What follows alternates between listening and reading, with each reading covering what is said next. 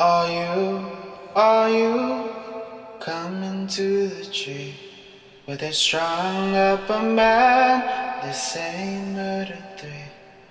Strange things that happen here. How stranger would it be if we met at midnight in the hanging tree? Welcome to Strange Things, broadcasting from the Arkanasa Radio Studios in Laredo, Texas.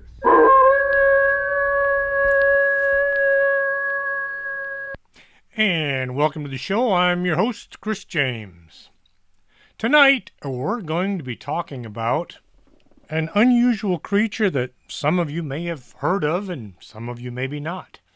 The thing is called the rake. First, just let y'all know that my latest book is out.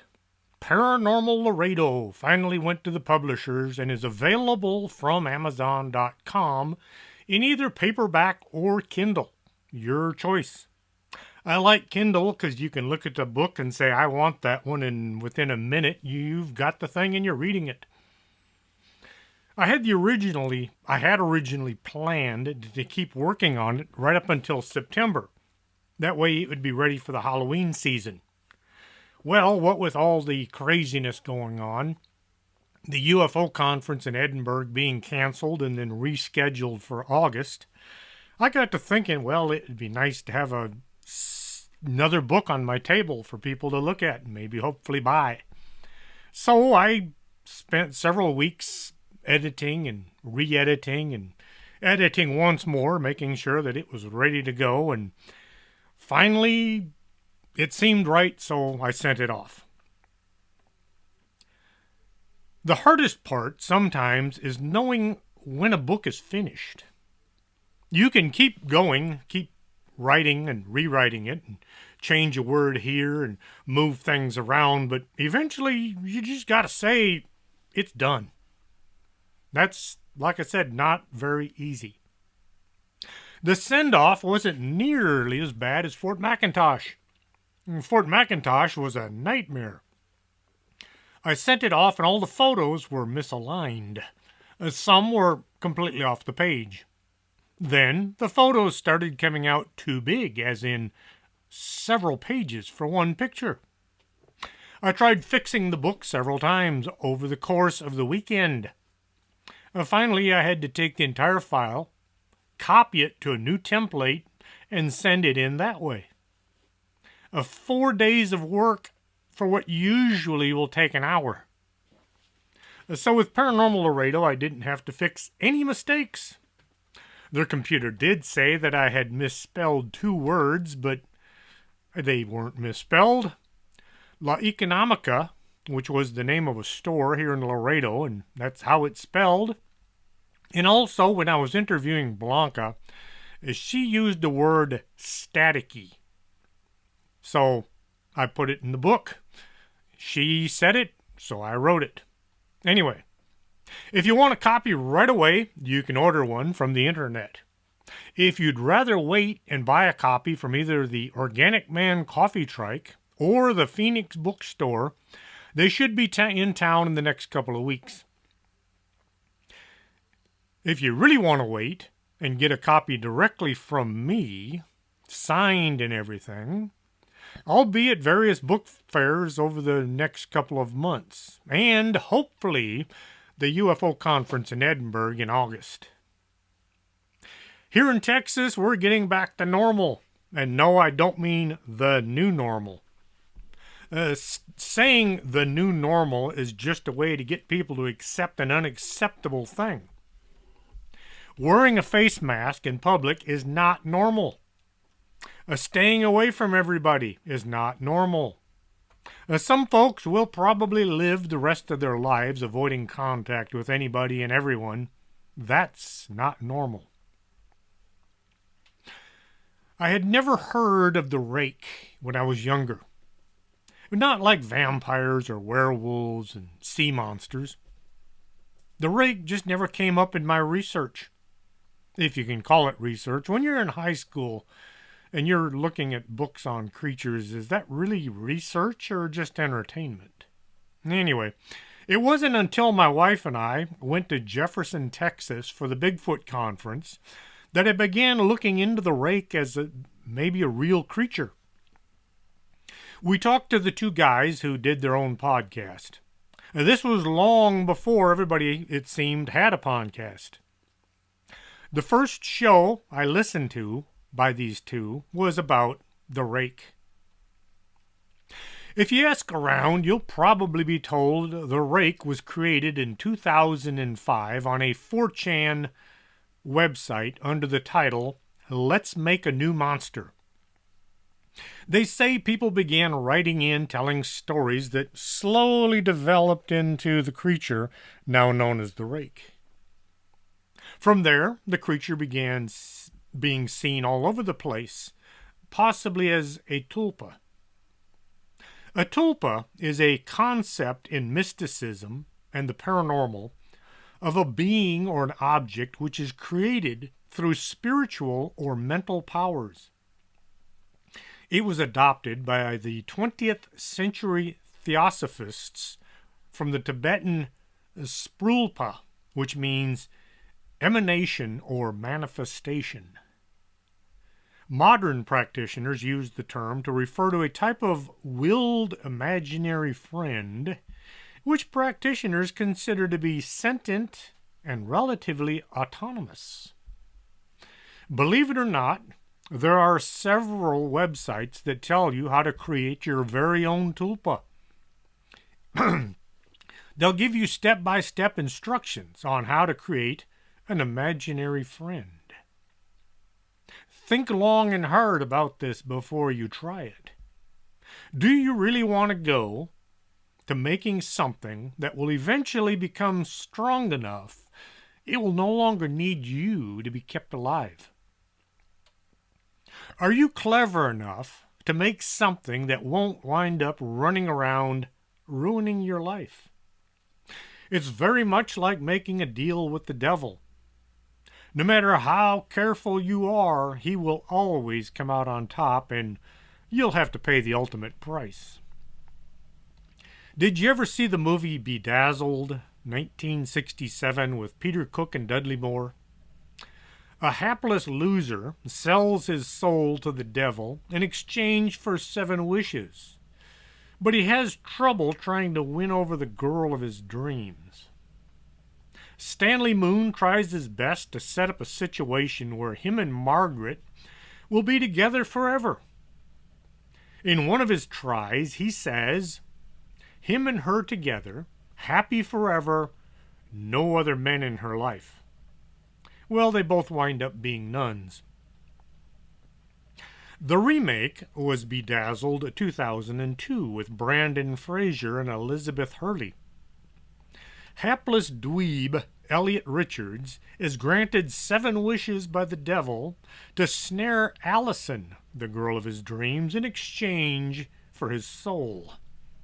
No matter how hard he plans or how hell he makes his deals, he always comes out on the bottom. Usually I don't like remakes. The old version is just fine as it is, and Hollywood only screws things up. However, these 2 movies were both worth seeing. So, as you're sitting there planning out how you're going to create a tulpa and do it right, just remember, the powers of the universe are mostly stacked against you. The moral of the story is don't try making yourself into God. 4chan might have run a contest to create a new monster, but they didn't create the first ever rake. There are some stories going back a few years that sound very much like the rake has been around for quite a while. I found something called a flesh gate that sounded a lot like a rake or a skinwalker. A flesh gate is a creature that mimics the voices and appearance of people in the woods, often with the intent of luring them away. Those who have seen a flesh gate in their natural appearance claim they are extremely tall, thin, with gray or white skin, and long claws, no hair. People talking about their encounters with the rake usually use the same description. Was the flesh gate a creature from the past, or once again an invention of some modern day storytellers? The description of the flesh gate sounds a lot like a skinwalker. Flesh for skin, and gate for walk. As I dug deeper into this story, I found a lot of stories from the distant past being incorporated into the flesh gate story, so here's what I could sift out from the internet. It's generally agreed that the flesh gates are predatory towards humans, with many people believing that they lure people deeper into the woods in order to eat them. Some also believe that flesh gates are partly responsible for the missing 411 disappearances, though there's no proof of this having actually happened. When somebody goes missing and they never find them, it's very difficult to figure out what actually happened to the person. Missing 411 is the David Paulides series on missing people. This sounds as if they are referring to an animal of some kind. A skinwalker was a person that turned into the dark side for personal gain. Flesh gates are supposed to be only able to mimic voices they've heard and can only say phrases that they've already heard. They can mimic both humans and animals. People claim that hearing a flesh gate's call can be mesmerizing and difficult to resist. The sound is hypnotic and will convince the listener they are hearing somebody they know, even when they're positive that person is nowhere nearby. The voice might sound like a dead relative or someone miles away, but the listener will be unable to try to not respond. Mesmerizing comes from Franz Anton Mesmer, who was born May 23, 1734, in Swabia, which is a part of Germany. He was a German physician whose system of therapeutics, known as mesmerism, was the forerunner of the modern practice of hypnotism. He died March 5, 1815. The word hypnosis comes from the Greek word hypnos, which means sleep. When mesmerism was being used, it was considered to be a dangerous idea for any serious physician to undertake. It could end somebody's career. By the beginning of the 20th century, some doctors were using mesmerism successfully to treat various conditions, and to get away from the stigma, they simply called it hypnosis instead of mesmerism. Skinwalkers had human speech, but they could also make sounds of animals. They could project their voices far and wide.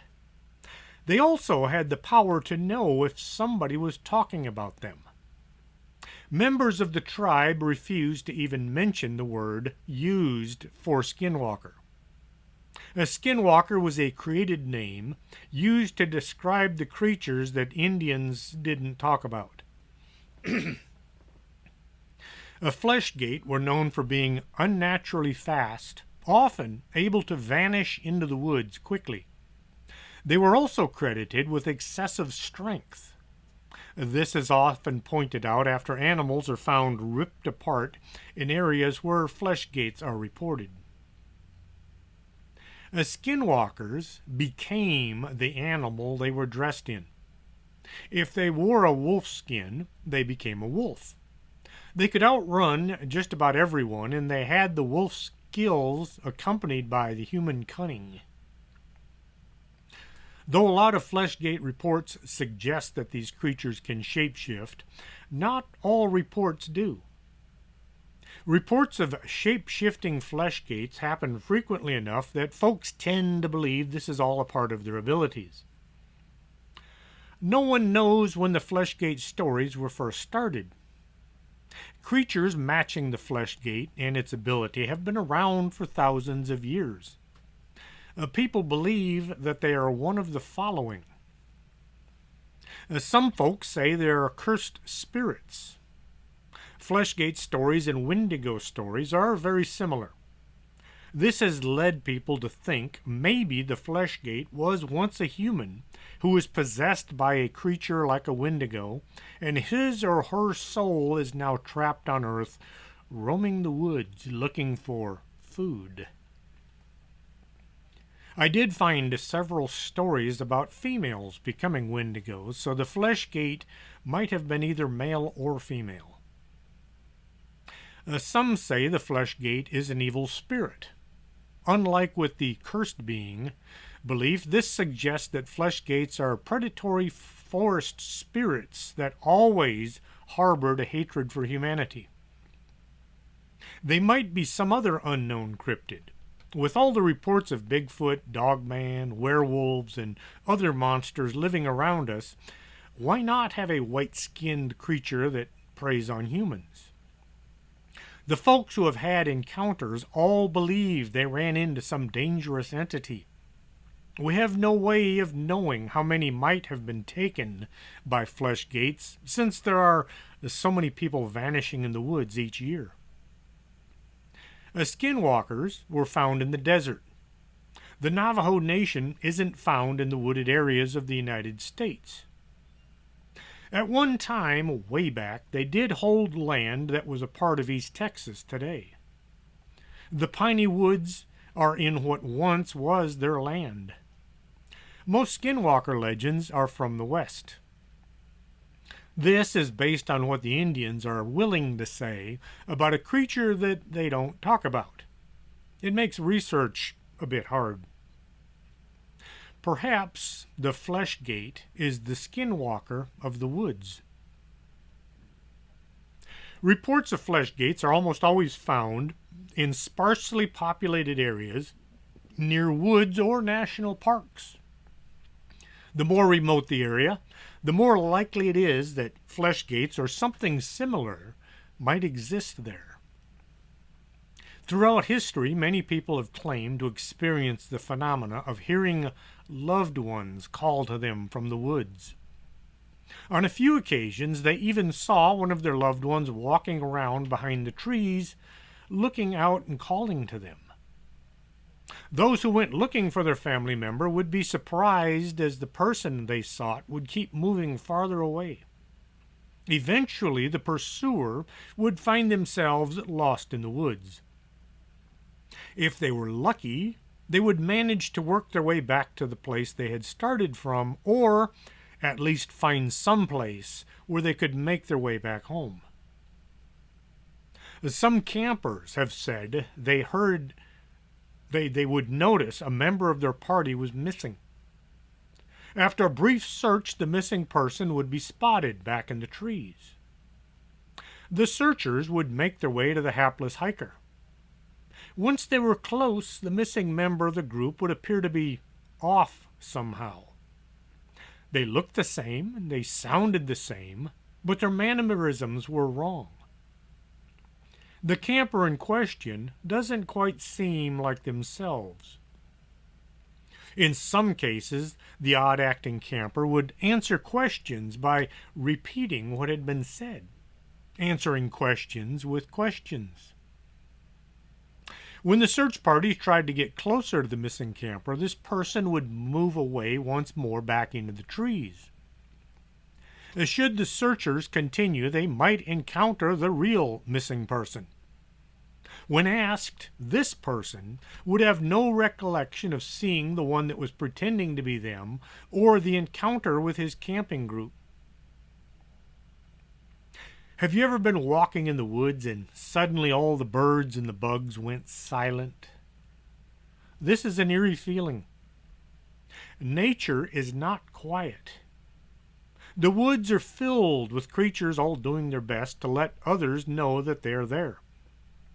The lack of sound in the woods is a very unnerving thing. Like how the coast feels just before a hurricane comes in. Now there's something I can live without the rest of my life. In 1980, I was living in Seabrook, Texas. We were told a hurricane named Tom was going to come in right on top of us. Everyone was told to evacuate. 95% of the area left, heading for the interior. There were thousands of people trying to drive inland all at once. Well, the highways became a mess. Folks ran out of gas and wound up staying in their cars and trucks on the side of the road with no food and no water. It took weeks to sort out the mess. I had stayed in town. I had no place to go and no money to travel, so I thought I'd stay and see what happened. Nothing happened. The storm turned and went into Louisiana, and it was only a level 1 by the time it got to the coast. It was neat, though, because we had the whole area to ourselves. As the people who evacuated finally came back, they all swore they would never do that again, ever. Alicia came into the Gulf Coast as a level 3 storm August 8, 1983. By then, I was in the fire department, and we were pretty much told we were going to stay until the last possible second. Nobody evacuated. Tom had taught them there was nothing to worry about. It was quiet and still outside. There was no wind, no animal sounds. I stood there in the parking lot, looking up at the sky and thinking, we're all gonna die. The horizon was black and it stretched from as far as you could see in both directions. We very much got pounded. It's a weird feeling thinking you're about to find out if there's an afterlife or not. That quiet, still feeling that will cause so much anxiety. In the woods, when it gets quiet, there's something there that you want to avoid. Those who talk about the flesh gate say this quiet is caused by the creature moving through the area. All the animals are silent, hoping the monster will eat you and then go away and leave them alone. While there are some paranormal creatures you might feel safe experiencing, flesh gates are not one of them. They very clearly view humans as food. If you're concerned about flesh gate activity, here's what you need to know.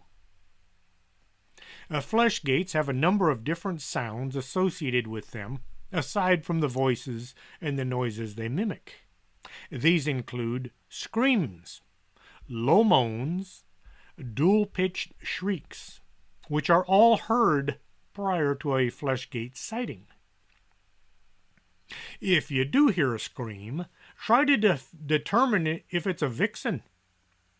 The female fox makes a scream that will put your teeth on edge. You'll swear somebody's being murdered out there in the woods, only to discover it's a female fox. Some folks have heard a chittering sound. Raccoons make this similar sound. The flesh gate sounds much deeper and louder than any raccoon. Maybe an 8-foot-tall raccoon. Some people think this could also be the sound aliens make. Flesh gates occasionally hiss, kind of like a giant snake or lizard. Whistling in the woods is considered to be a bad omen by many Native Americans, as well as in certain groups in Asia. Many ascribe whistling to both skinwalkers and flesh gates. Like I said, I couldn't find anything showing when the name flesh gate was first used. Some say hundreds of years ago, while others will say it's a recent creation. The name isn't important.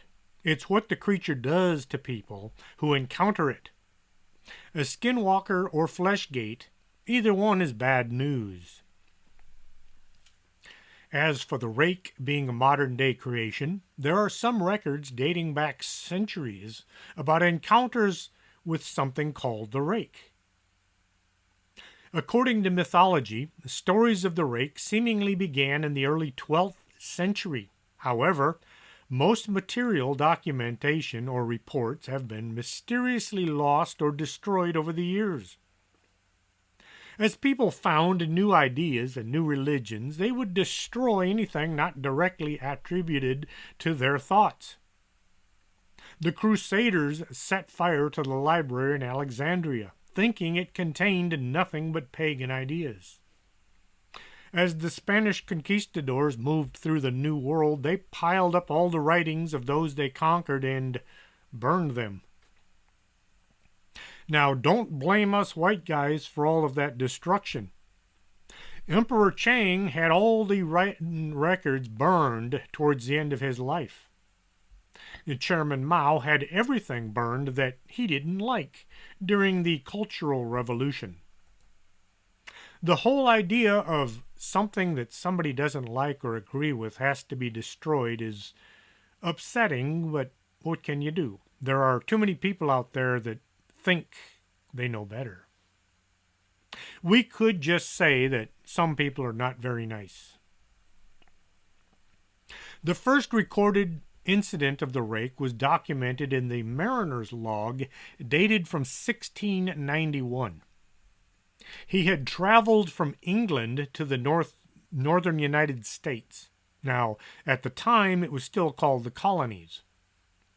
The rake attacked the mariner in his sleep and demanded that he and his shipmates all leave the area. The mariner immediately rounded up his crew and set sail back to Europe.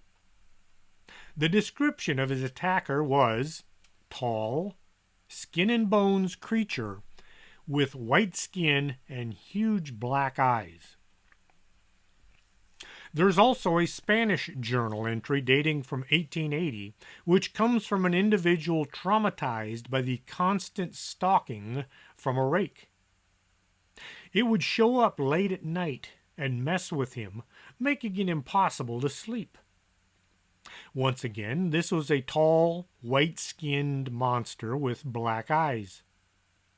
The man was unable to sleep or relax due to being in constant fear and panic. The last part of the journal is missing. Maybe it was destroyed, or maybe the man was never able to finish writing. Maybe the rake showed up one night and killed the man, so his journal was never finished. A suicide note written in 1964 is said to be the final result of being visited by the rake. The note said, "I have experienced the greatest terror. I have experienced the greatest terror. I have experienced the greatest terror. I see his eyes when I close mine. They are hollow, black. They saw me and pierced me. His wet hand. I will not sleep. As I prepare to take my life, I feel it necessary to assuage any guilt or pain I have introduced through this act. It is not the fault of anyone other than him. For once I awoke and felt his presence, and once I awoke and saw his form. Once again I awoke and heard his voice and looked into his eyes. I cannot sleep without fear of what I might next awake to experience. I cannot ever wake. Goodbye." The note doesn't even give a description of the creature other than the eyes. It also says that the creature spoke to him. The 1964 note detailed a similar experience to the author of the journal in 1880. The constant stalking and attacks from the rake caused the author to live in constant paranoia and fear. However, this one resulted in the victim taking his own life. Found next to the suicide note were two empty envelopes addressed to individuals named William and Rose. There was also a personal letter with no envelope reading, "Dearest Leanie, I have prayed for you. He spoke your name." So apparently the rake could speak, and it knew the names of people close to the victim. In Dover, Massachusetts, just west of Boston, back in April 1977, people reported seeing a strange creature in the vicinity of Farm Street. Now, this creature was short, hairless, with reddish-orange skin. The arms and legs were very thin looking, too weak to support the body. The head was huge compared to the body, and it had large red eyes. People began calling this thing the Dover Demon. The basic description of the demon and the rake are similar. This could be just a smaller version of the creature seen in other parts of the world. And on that happy note, I'm going to take a brief pause, play a couple of commercials, get some coffee. Don't go away, we'll be right back. You're listening to Arkanasa Radio.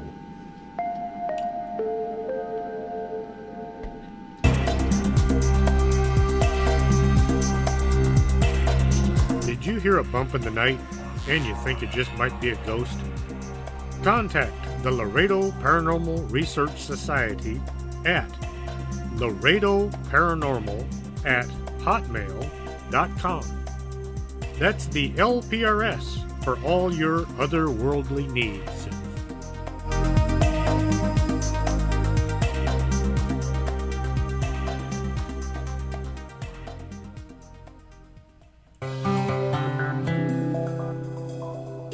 Are you taking care of your skin, or are you going to wait and see how time treats you?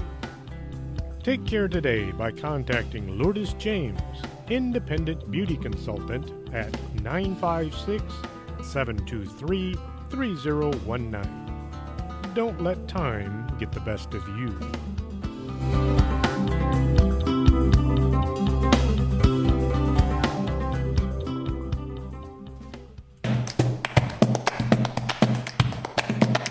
Did you go out UFO hunting and couldn't focus on the sky? Swing on by Del Norte Optical, 107 Calle Del Norte, right across from the Embassy Suites. That's not a weather balloon, that's a flying saucer.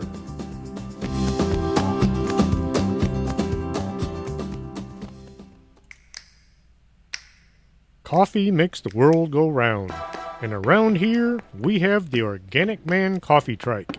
4501 McPherson, Suite number 9. If you're not looking for coffee, try their tea. It's the best in town. And remember, life is too short to drink bad coffee.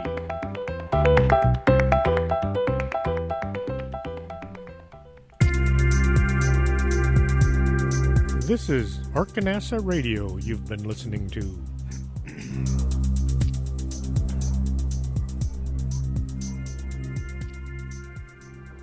And welcome back to the show. Now, during the summer of 2003, the rake was captured on camera, sparking a media interest until the creature was mysteriously blacklisted from publication. All the records from the event were mysteriously destroyed. Later that year, a team of researchers and investigators began collecting evidence of the rake and archiving it. They wanted to gather as much material as they could and someday maybe write a book about the rake. An eyewitness account in 2006 came from a woman who told about her tragic encounter with the rake. Her and her husband were in bed asleep when her husband suddenly awoke. He then woke her up, pointing to a humanoid creature that was sitting on the foot of their bed. The rake moved from its place at the foot of the bed up to where the husband was laying. It stared at him as if contemplating its next move. The creature jumped up and moved to the hallway. The couple realized it was heading towards their daughter's bedroom. In a panic, the couple ran to protect their children. They ran into their daughter's room only to find the creature hovering over their child. It was covered in blood. Their daughter was unconscious. The creature looked at the couple, then turned and ran from the room. They ran to their daughter and found she had been seriously mauled. The clock was ticking. There wasn't time to wait for an ambulance, so the husband grabbed their daughter and ran for the car, while the mother went to check on their son. The boy was unharmed and at a loss as to what was going on. As the husband was flying to the hospital, he skidded on a curve and the car went into a lake. Him and the girl were both killed in the accident.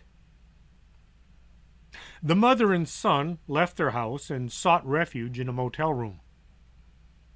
Any evidence of the girl being attacked by some monster was masked by the damage done in the car wreck. Despite what the mother said, the authorities didn't believe her. She was probably in shock over losing half of her family. The woman and her son stayed in a motel for a while, but eventually they discovered they had to return home. Once back at the house, the woman began researching the creature and discovered all she could about it. Thinking that it just might come back, she set up audio monitors in case it said anything or made any kind of a sound. Eventually, she did hear it speaking on the audio device. For personal reasons, she refused to share what it said. She says she hasn't seen the rake since that first time, but she believes it has been in her bedroom on several occasions. Is this a true story or just something from the imagination of some writer's mind? I can't say. I searched several sites while putting this show together. A few claimed this is just a story written to scare people.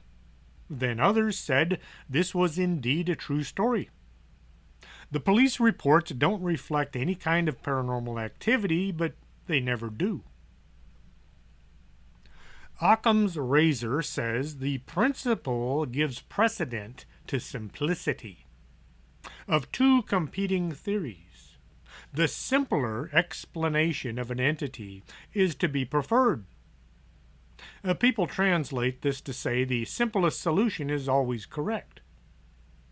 Not all the time. On several occasions, the simplest solution was not right. An example is during the Civil War. The simplest solution to being hit by a bullet was to cut the extremity off. Simple, quick, a wrong answer.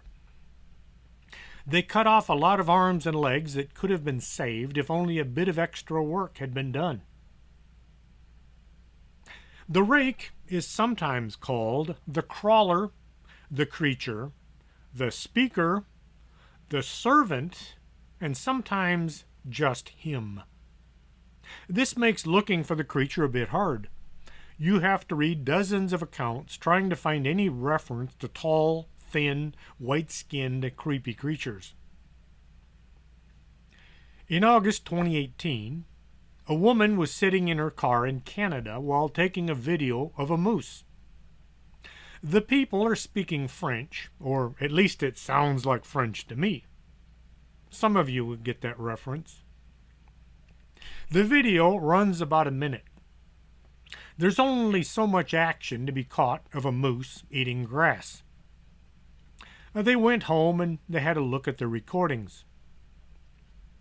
On the left-hand side of the moose video, you can see some kind of an all-white, skinny thing creeping through the trees, as if it's about to attack the moose. I would pay money to see that. A moose weighs anywhere from 400 to 800 pounds.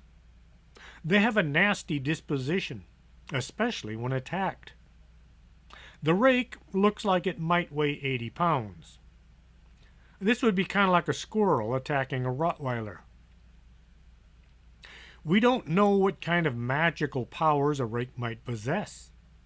It might be able to mesmerize the moose into thinking it's another moose, long enough to do some real damage. Could a rake take down a moose? We would have to actually see it happen to believe it. Photoshop is getting way too good, and any forensic evidence would be hidden away. Do you want to know what I think about the rake? Well, whether you do or not, you're listening to me on the podcast, so I believe the rake is a very real thing.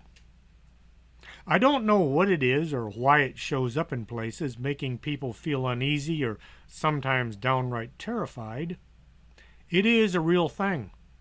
And here's why I say that. My wife and I went to the Texas Bigfoot Conference October 2014. I had signed up for the before conference meet and greet dinner. There was maybe 30 people there, and we wound up sitting with Cam Hale and Kyle Filson, and both their wives. The whole idea was to meet people and get to know them, so we did. Kyle told me about the podcast they did called Expanded Perspectives out of Weatherford, Texas. They put a lot of money into their operation, and they do a really good job. Check them out if you want to listen. It's called Expanded Perspectives. Well, about a week after meeting them, as soon as I had the time, I looked up their show and I started listening. The first show I caught was October 26th, 2014. The show was about tulpas, the rake, the grinning man, and the top hat man, which is commonly just called the hat man. As I was listening, I thought about what I'd seen back in May or June of 2013. I looked up the rake and I checked the images people had drawn or photographed. The images were exactly what I had seen under the railroad bridge. I sent the guys a note telling them what I'd seen, and they put it on their next show. Here is what I saw. My wife and I were returning from San Antonio, Texas on a Sunday night, sometime around May or June 2013. My wife had fallen asleep, and so I turned up the radio and I drove south, taking I-35 into Laredo. I was listening to Coast AM to keep myself awake. As we approached the north side of town, I turned the cruise control off and I dropped down from 65 to 60 to negotiate the curve under the railroad bridge that crosses the interstate. I was in the right-hand lane as I came close to the bridge. That's when I spotted what at first looked like some homeless guy, completely naked, scuttling along the embankment of the road. He was skinny, pale-skinned, and his arms looked emaciated. What really caught my eye was his skin was so white it looked as if he had no coloring at all. As I passed him, I had a creepy feeling that something about this person was all wrong. The way he moved, as well as the way his arms and legs were bending, was more animalistic than human. The cement retaining wall the thing was crawling on was set at a 45-degree angle. It would have been very hard to simply crawl up the wall like that. The cement is rough, and it would have taken the skin off of his knees. At the time, I had 24 years in law enforcement. I thought about stopping and going back to see what this guy was doing. However, with my wife along, and it was close to midnight, and I was on my own time, so I just kept going, figuring the guy was simply drunk. That feeling of unease really helped my decision. I told my wife what I'd seen as soon as we arrived at our house. She thought it sounded like some drunk guy living under the bridge. Once I had something to compare my sighting to, I became convinced that I had seen the rake. The angle of his crawl made it impossible to see his face, so I don't know what the eyes looked like, but the body was an exact replica. In 2015, I was working on my book, The Laredo Paranormal Research Society. I decided to include my experience under the railroad bridge.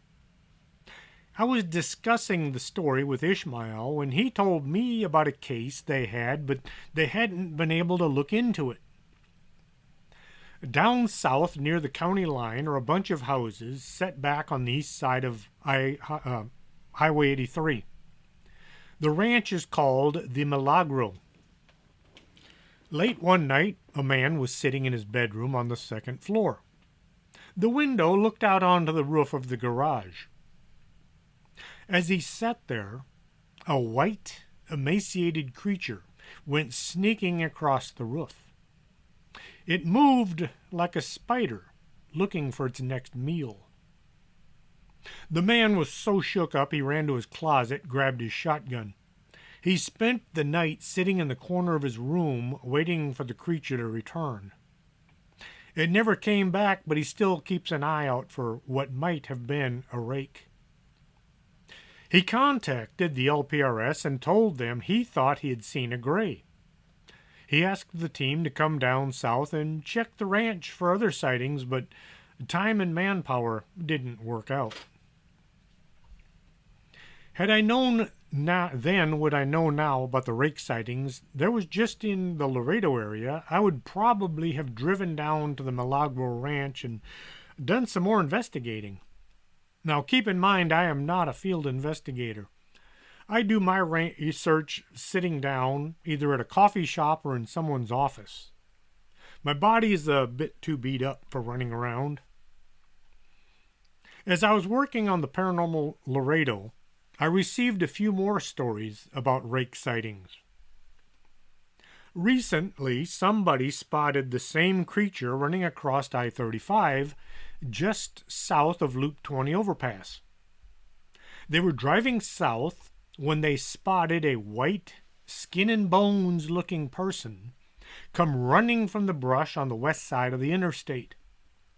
The thing ran across the southbound lanes, jumped the barrier without slowing down.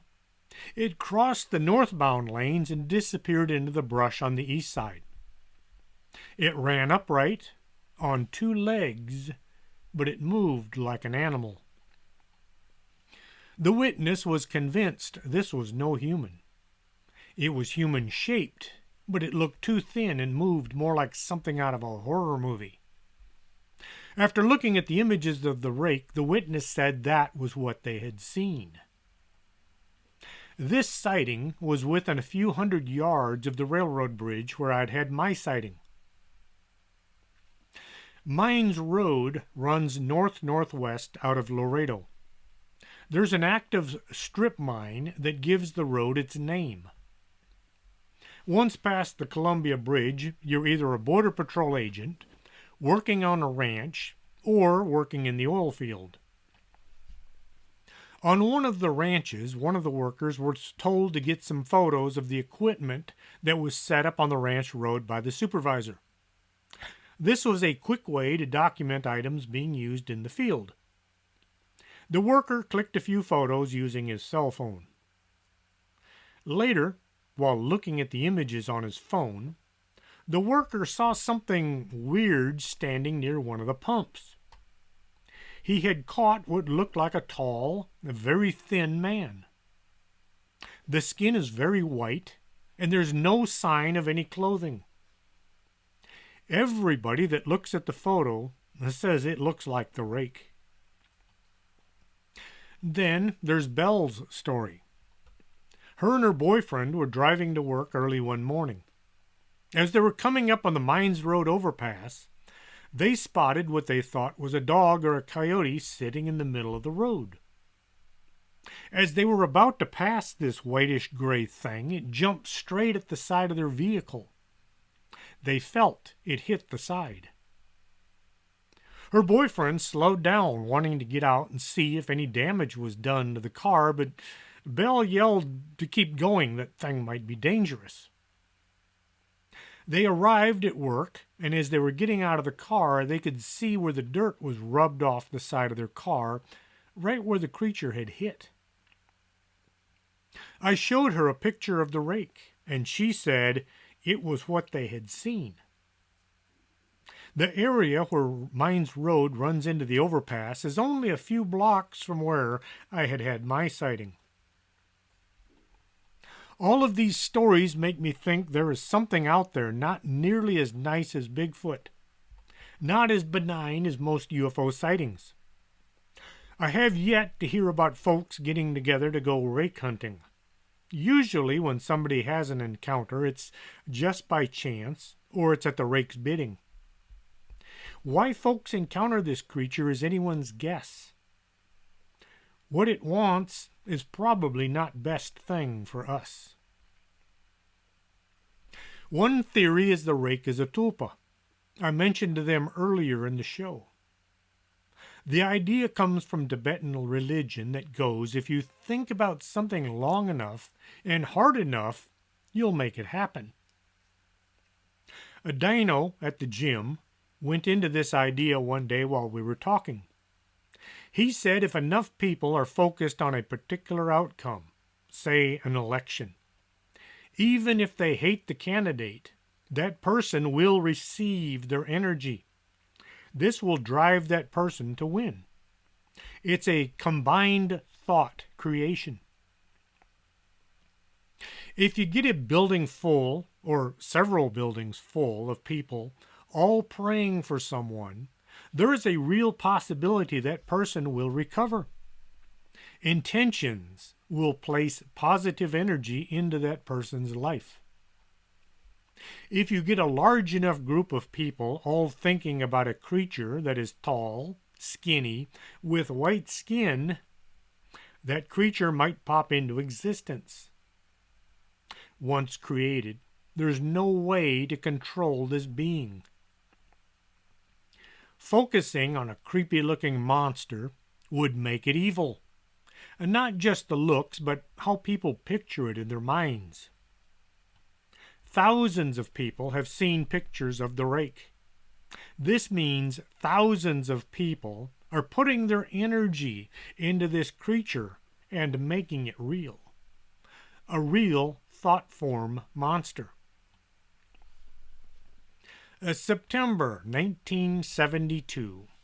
The Toronto Society for Psychical Research, along with poltergeist expert Dr. Owen, set out to accomplish one single objective. They wanted to create a ghost. They wanted to explore the Tibetan Buddhist concept of tulpas, or thought forms. The idea was they wanted to see if they could create a ghost by thinking about it. The group was composed of 8 people, men and women of a variety of occupations and interests. Dr. Owen was an expert on poltergeists. None of the other members had any psychic abilities or any real thoughts about ghosts. The experiment started by creating a fictional character. They named him Philip Aylesford. They wrote out his history as if he had been an actual living person. They gave him color by writing out his likes and his dislikes. His family, the things he did as he grew up. They put tragedy into his story, and this led to his eventual suicide. They even commissioned an artist to draw a picture of Philip. The fake history they created said Philip lived in the 1600s. He was married to a woman out of convenience, and there was no love in their lives. One day, he ran into the woman of his dreams, Margot. He hides her away in his huge estate, and they carry on as if his wife didn't exist. Well, Philip's wife eventually finds out about this secret lover, and she goes before the Inquisitionists and says this woman is a witch. Margot is arrested and thrown into a dungeon. The confession was extracted.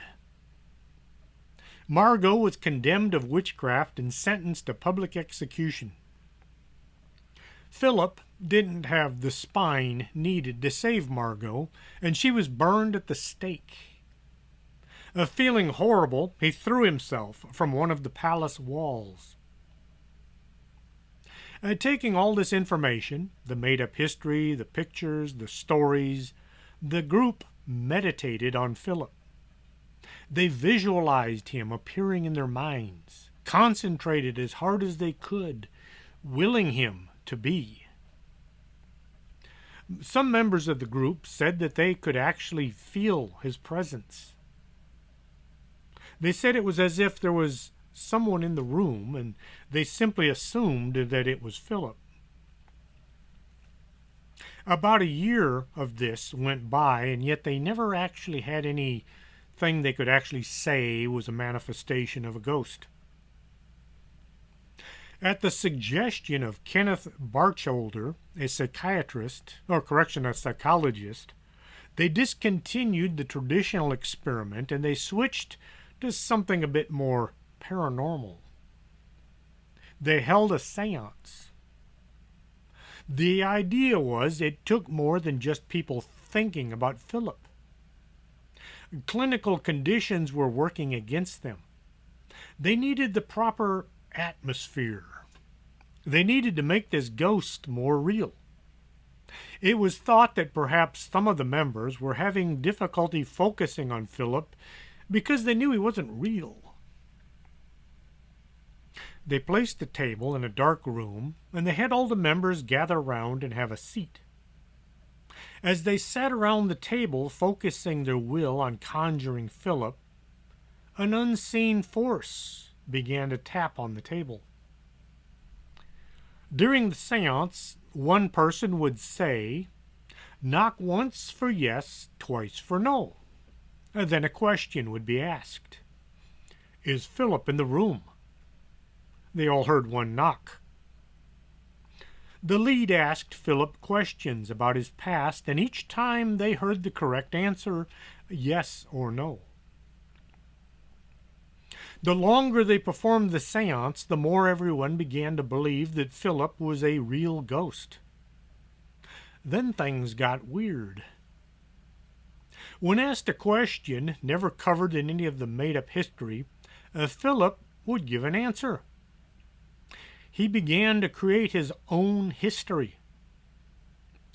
From a few pages written out a year ago, Philip's story became nearly a book. Having such success led the group performing more seances. They would invite people never associated with the original Philip experiment to come and see what was going on. More and more people began to believe Philip Aylesford was a real person, and now his ghost was haunting a location. No one ever actually saw him, but they all heard his responses to the questions. On occasion, the table they sat at would levitate. The lights in the room would flicker on and off. Things would move around by themselves. Before any new theory will be accepted, it has to be redone. Other folks tried to create their own ghost. They followed step by step the methods used in the Philip experiment. Other groups found they had created a ghost of their own. Are these people messing around with something they don't really understand? Yes. A scientist will tell you they only understand about 3% of the workings of the mind. There is a very real possibility of people being able to create monsters using just their thoughts. When 4chan said, "Let's create a new monster," maybe they did. Or maybe they simply took an old, less-known creature and gave him substance. I hope tonight's show gave you something to think about. Just don't think too hard. You might create something. If you enjoyed tonight's show, tell your friends. And tell your friends about my new book, Paranormal Laredo. There are hundreds of stories in there that I collected by asking people to tell me their ghost story. As far as I know, every single one of the stories in that book is true. I have no reason to doubt the people that gave me their stories. Till next Saturday, this is Chris James for Strange Things. Are you coming to the tree where they strung up a man? They say murder 3. Strange things that happen here, no stranger would it be if we met at midnight in the hanging tree.